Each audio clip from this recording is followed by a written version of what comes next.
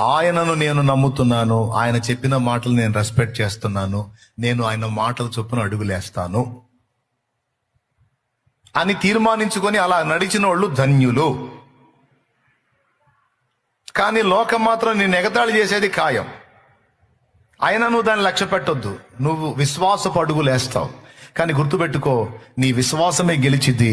వాళ్ళ నవ్వులే అపహాస్యం పాలవుతాయి. నవ్వినోళ్లే నవ్వుల పాలైపోతారు. నీ విశ్వాసము నిన్ను సిగ్గుపరచదు.